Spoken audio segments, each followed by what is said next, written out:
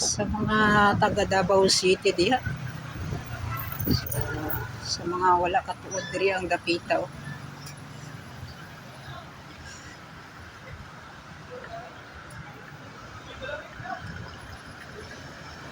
Mo ni ang Magallanes Street.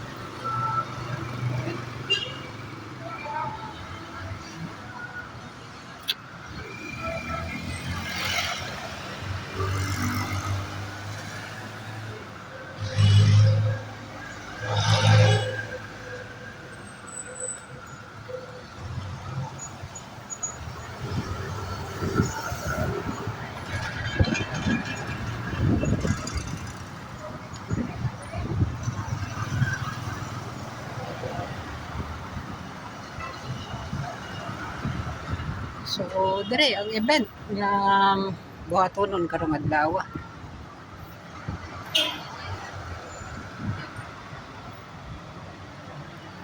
Since katong pandemic, pagkamas sa pandemic mga ka-audits,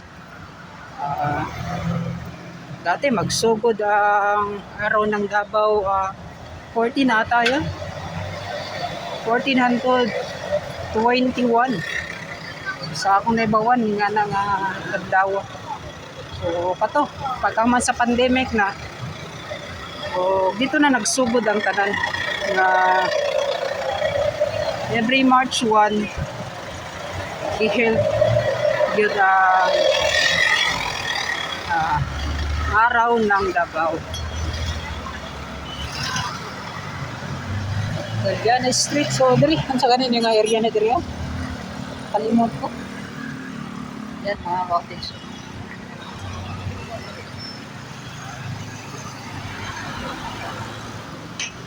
So yan sangguniang panglungsod. So dito kumukuha ng mga permit.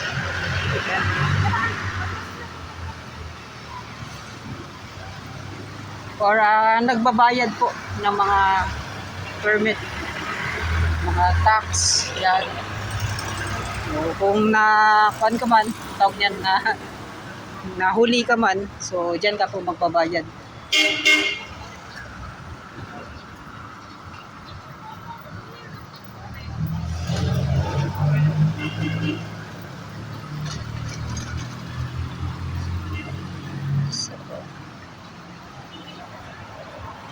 Sa gilid so tayong Quezon or Osmeña Park. Osmeña Park pala mga hotels ito. May mga chikas pa.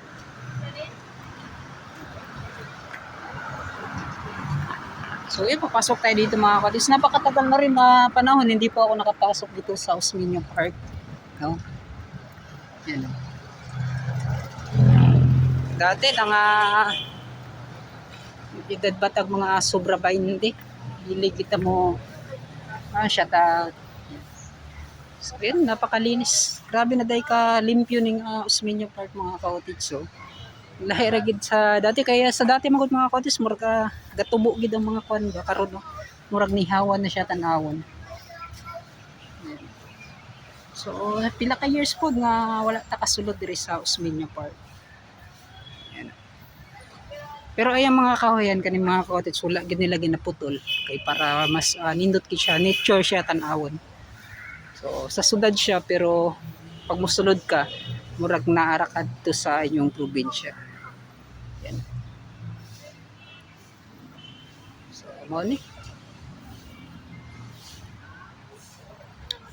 ilibot lang nato ang kaning kung asa ang buhat nga event. Yan. So dili ang po ni siya dako kayo nga park mga cottage na. Ano. Nga nara kalayo dito. So nga na mga cottage, so kung kuan lang kanang murag gusto lang po nimo mag chill relax, so diri kani wala ni siya sa una karon una kay yan. So mas okay gid diri sa una mga cottage, daghang gid mga nagusa ta kanay kumbaga mag debate ba, debate sa every religion nga naamo.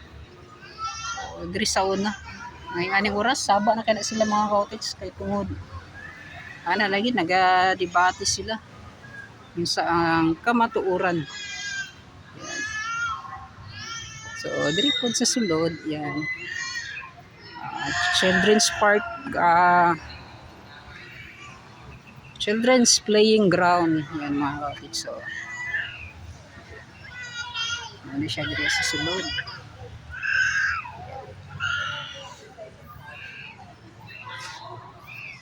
So mo to pwede dito na ka magawas, pwede po ka dito musulod.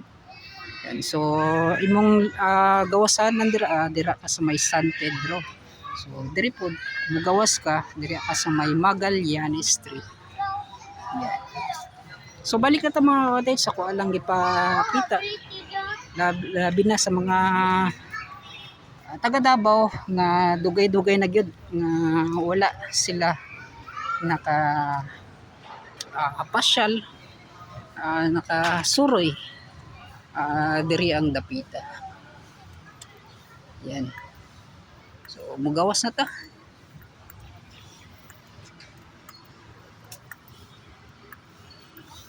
So kanyo ibutang kanilang mga kumbaga mga pangbuak siguro ni na mga graba mga dakong bato para mapino siya or mga ngani kagagmay. Yeah. So mo ni entrance exit, so gawas nimo Magallanes.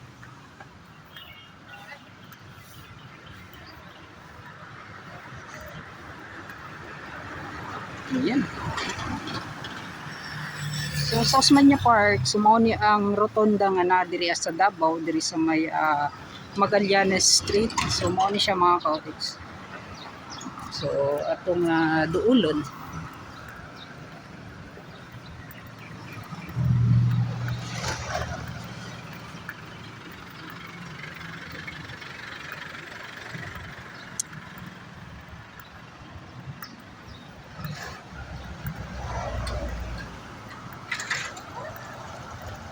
o diri na ay bagong gibuhat nga establishment or sa ba ni siya murag hotel ata ni or inn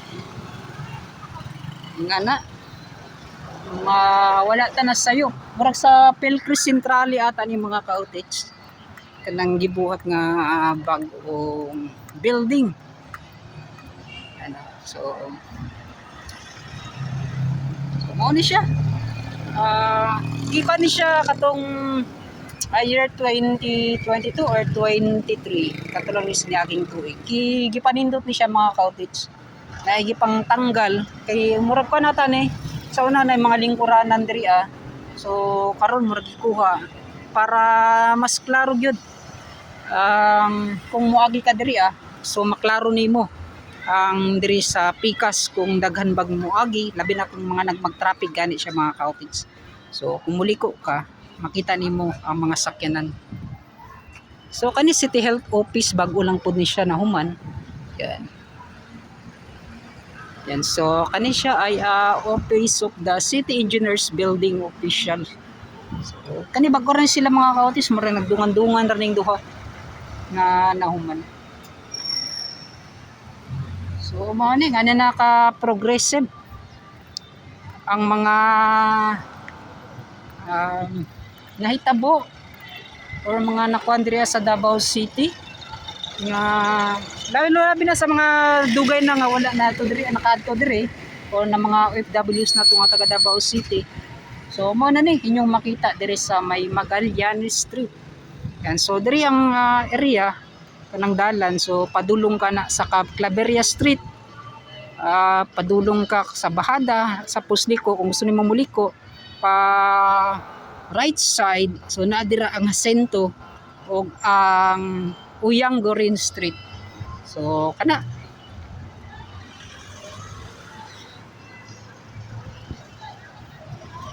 So ingani ka nindot na tan-awon kining Andres Bonifacio Monument.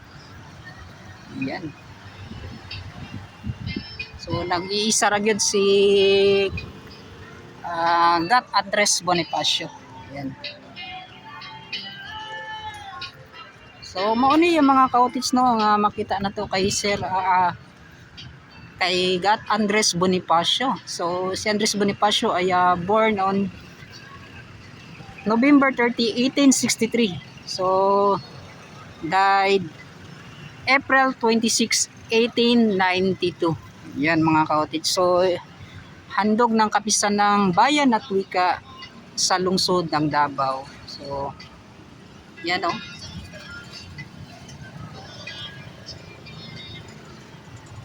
So yung mga cottage, o niya nga to ang update na ako lang gipasilip. Man ta nag-update ito sa gibuhat nga event. So wala lang nato gikan mga cottage no, unya mga 7 PM pamanggod magsugod.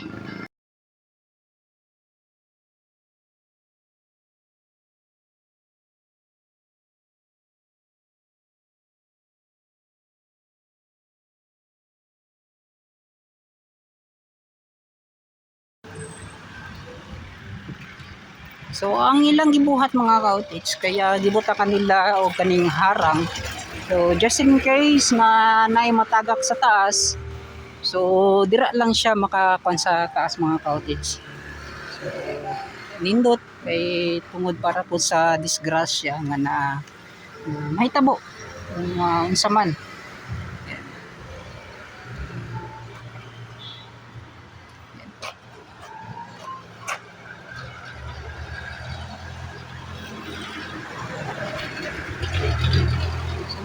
Mga cottage so nakita ko ninyo. So na ako dito mga cottage so tanawon. Yan. Karo ko sa pinaka left side, yan. Naraw. So naraw ko kana mo ng mga cottage. Yan. So joke lang mga cottage ay. Oh, good ba? So ayan mga cottage, santo diri na lang ang ako ang pag-update. Siguro maton lang ta dira sa Tumoy sa Almendras Gym pasilip nato diri sa ilang gawas lang bilang ta mosulod.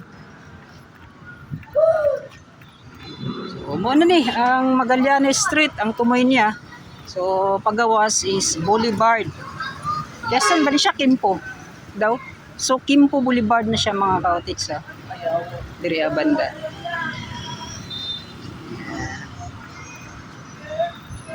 So sa unahan, Pelcres Centrale og dira na pud nimo makita ang kining Davao River.